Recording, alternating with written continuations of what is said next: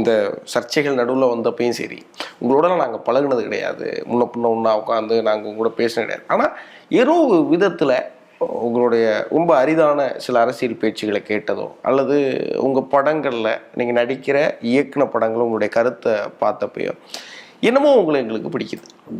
அதுக்கு காரணம் கருத்தியல் ரீதியாக இப்போ நீங்கள் இந்த முதல் கேள்விக்கு சொன்ன பதில், எளிய மக்கள் ஏமாற்றப்படக்கூடாது, எளிய மக்கள் பாதிக்கப்படக்கூடாது.